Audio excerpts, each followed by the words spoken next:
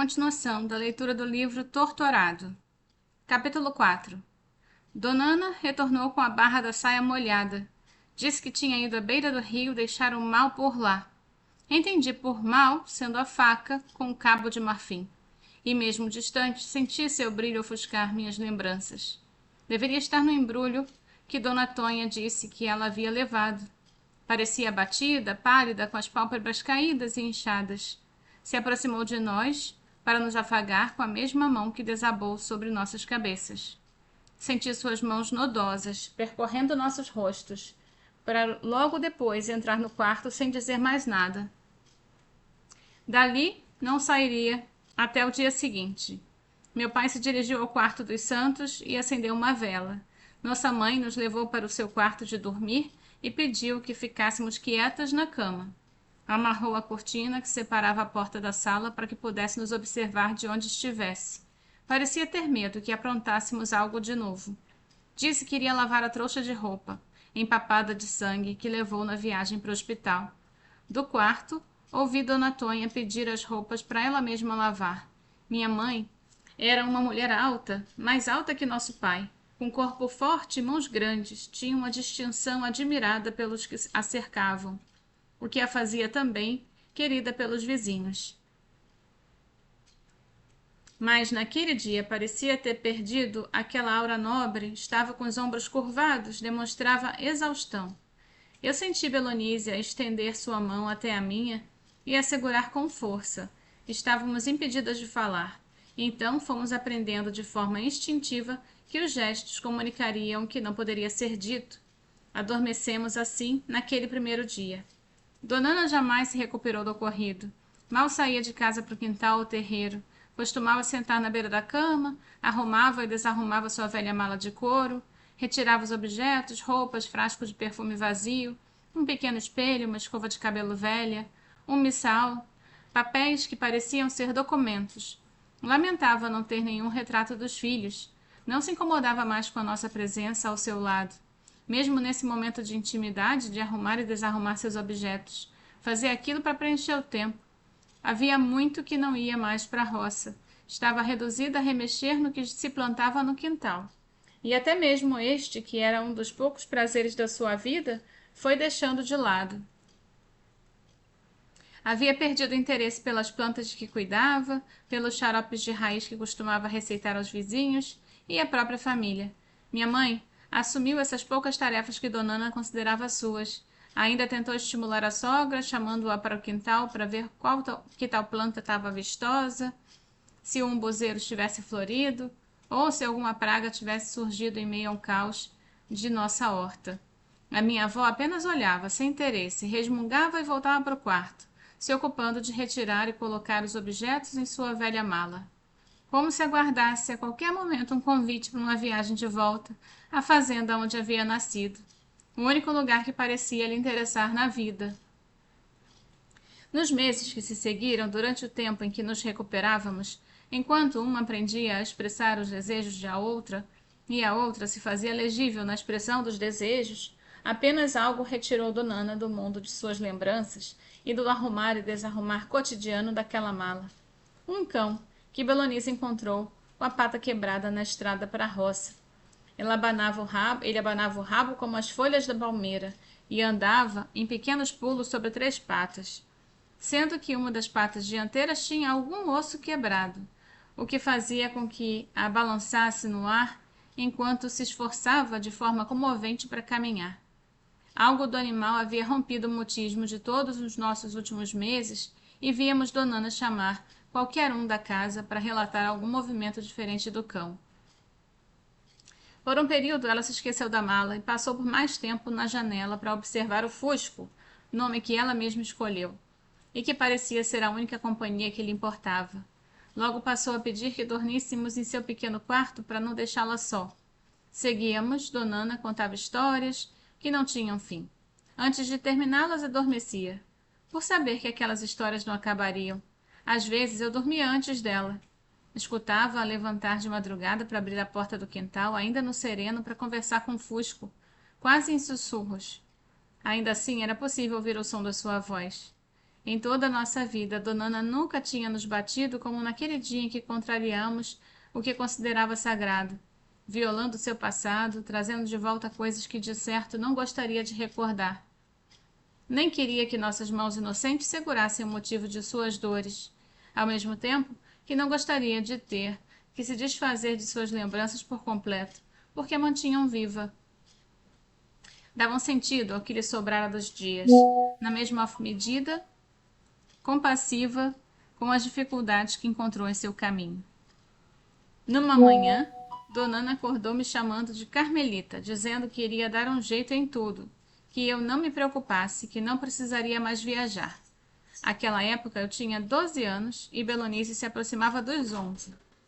Vi Dona Ana, nas manhãs seguintes, chamar Belonísia de Carmelita também. Ainda assim, era possível ouvir o som de sua voz. Em toda a nossa vida, Dona Ana nunca tinha nos batido como naquele dia que a contrariamos. Minha irmã apenas ria da confusão. Olhávamos uma para outra e nos deixávamos caçoar pela desordem que se instaurou nos falares de Dona Ana. Em seus pensamentos, Fusco havia se tornado uma onça. Pedia para que tivéssemos cuidado. Nos convidava a caminhar pelas veredas por onde iríamos buscar meu pai, que haviam dito estava dormindo aos pés de um jatobá ao lado da onça mansa que o cão havia se tornado. Sabíamos que nosso pai estava na roça trabalhando todos os dias. Então as coisas que minha avó falava não faziam sentido. Mesmo assim, minha mãe pedia que a acompanhássemos, que vigiássemos para que não lhe sucedesse nenhum acidente ou que não se perdesse em meio à mata. Não deixem sua avó se embrenhar nas ribanceiras. Cuidado com a cobra. Não riam de sua avó. Caminhávamos colhendo os frutos que já estavam doces, enquanto adentrávamos o mês de dezembro. Nos esquecíamos de Dona Ana e às vezes nos perdíamos. Ficávamos quietas e logo uma ordem vinha do meio da mata, chamando Carmelita e os meninos para buscar o Zeca. E então corríamos ao seu encontro. Quando meu pai chegava a casa e os netos diziam que Zeca estava ali diante de seus olhos, minha avó dizia não ser verdade, que dele só queria o chapéu que levaria com ela. Numa tarde de fevereiro, no meio da modorra que o calor nos fazia, Dona Ana saiu, sem que percebêssemos. E quando minha mãe, que lavrava um pedaço de terra mais perto de casa, entrou para tomar um copo d'água, percebeu que a sogra não estava ali. Pediu que eu fosse atrás dela, procurei Belonísia para me acompanhar, mas não a encontrei. Desci pelo caminho que minha avó costumava fazer buscando por meu pai, acompanhada dos meninos. Tinha um pé de buriti grande por onde andei. O chão estava coberto de frutos. Antes de seguir na busca por Dona Ana, que deveria estar no lugar de sempre, juntei o que conseguia carregar e levei na barra do meu próprio vestido, transformando em cesto. Eram frutos rígidos, cor de cobre, nem pareciam se desmanchar numa polpa suculenta, untando os corpos das mulheres que iam vender sua massa na cidade.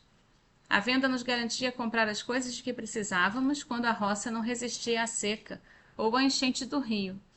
Foi assim que cheguei à beira do rio Untinga, no raso, que era passagem permanente para um brejo no caminho das roças. E aí eu encontrei Dona Ana emborcada como um bicho na beira da água, e dentro d'água. Seus cabelos brancos pareciam uma esponja luminosa que refletia a luz do sol no espelho que se formava. Reconheci porque era o vestido surrado da minha avó, um vestido que de tão velho talvez fosse o mesmo com que ela chegou numa boleia de caminhão, acompanhada do meu pai pouco antes que eu nascesse.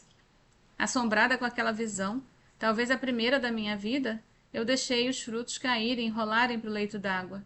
Sacudi minha avó. Poderá acordar? Virei seu corpo pequeno e frágil. Puxei sem conseguir. Eu não tinha força para retirá-la da água. Corri para casa para buscar ajuda, sufocada pelo que havia visto. E encontrei Belanísia agachada, no mesmo pé de buriti de onde eu havia colhido os frutos. Ela juntava os que não pude carregar no caminho para o rio, quando viu o pavor do meu rosto, em meu rosto. Uma de nós levaria a notícia para casa. Ninguém desfez a mala que Dona Ana havia passado a arrumar diariamente nos últimos meses de sua vida. Já conhecíamos cada peça de roupa, cada objeto, de tanto observá-la, retirando e pondo tudo de novo na canastra, num ritual que se tornou permanente. Minha mãe sugeriu que algum passante e sua família em busca de trabalho e necessitado de roupas recebesse a mala por inteiro de dádiva. Mas meu pai não teve coragem de dar as coisas que pertenciam à Donana, e minha mãe não tocou mais no assunto. Ninguém também falava da faca do cabo de marfim.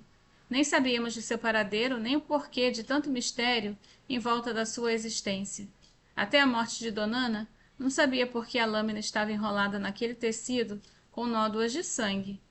Nem mesmo porque um objeto bonito, como um cabo branco perolado, que meu pai, com a sabedoria de suas andanças, julgava ser marfim, não havia sido vendido diante da escassez em que vivíamos. Meu pai passaria longo tempo em luto. As festividades que conduzia para os encantados em nossa casa foram suspensas. Continuou atendendo aos que chegavam carregando aflições, querendo um alento, uma reza, um remédio de raiz para curar seus males. Zeca Chapéu Grande guardava luto fechado nos gestos, porque não era hábito vestir preto na servidão de nossas vidas. Tinha os olhos marejados, falava muito pouco naqueles dias. Só não deixou de caminhar para a roça como sempre fazia. Algumas semanas depois do enterro, eu vi minha mãe empalidecer à porta da casa com a visão que tinha da estrada. Eu cheguei ao umbral e me postei ao seu lado. Belonísia e Domingas corriam no terreiro com Fusco, o cão perneta, que havia voltado a ser apenas cão em nossas brincadeiras. Vi minha mãe exclamar uma misericórdia. Belonísia, Domingas e Fusco também pararam para olhar para a estrada. Alertados pelos urros que escutávamos, um homem trazia uma mulher amarrada por corda, os dois acompanhados por outra mulher. Ainda estavam distantes, mas era possível ver o grande esforço que faziam para avançar pelo chão de terra. A mulher gritava os clamores mais ameaçadores e incômodos que eu já tinha ouvido. E não é Crispiniana quem vem ali? Ou é Crispina? Perguntou minha mãe se referindo às gêmeas, filha de Saturnino, nossos vizinhos em Água Negra. Ele vinha à frente da filha amarrada com corda, enlouquecida, gritando coisas que ecoavam por céu e terra e não conseguíamos compreender. Uma das duas, ou Crispina ou Crispiniana, vinha atrás, auxiliando o pai na jornada, segurando a irmã, certamente se machucando com os golpes do corpo selvagem da transtornada que estava envolta em um laço, como um animal, com uma volta e nós nos braços, outra volta amarrando os punhos, os pés descalços, o cabelo armado no alto da cabeça, sem o lenço que costumava usar. Salustiana perguntou por Zezé. Está com o pai? Respondeu Domingas. Então vá você, disse. Vá você e Belonísia chamar seu pai. Diga que compadre Saturnino chegou com as filhas. É coisa para ele. Eu vi minhas irmãs se afastarem em direção à roça enquanto me aproximei mais do corpo forte de minha mãe. Ela suava como o sereno da madrugada. Dali, víamos os olhos vermelhos, o rosto contorcido e enorme quantidade de saliva como espuma que saía da boca da mulher. Toda aquela cena me deixava com um misto de curiosidade e medo. Com a família cada vez mais perto, minha mãe perguntou o que havia acontecido, qual das duas moças estava amarrada. E o compadre parecia esgotado, cansado de levar a filha daquela maneira. Foi do rio Santo Antônio ao rio Utinga e respondeu, tirando o chapéu em reverência, é Crispina. Ah, então vocês encontraram? Ouvi minha mãe perguntar com voz trêmula. Estava no cemitério da cidade, deitada, escondida, disse Saturnino entrando no terreiro da nossa casa. De fato, havia uma semana, o pai e irmãos deles e Crispiniana estavam à procura de Crispina. A família havia sido acolhida na fazenda havia alguns anos. Saturnino, Damião e meu pai foram os pioneiros a chegar para trabalhar em Água Negra. Crispina e Crispiniana eram as únicas gêmeas do povoado e as primeiras que me lembro de ter tido contato. Era algo misterioso olhar para as duas mulheres jovens recém-saídas da adolescência. Espelho não era coisa comum por ali. Havia um pedaço de espelho de Donana que podíamos admirar vez ou outra, enquanto desarrumava e arrumava sua mala naquela rotina instituída na sua caduquice.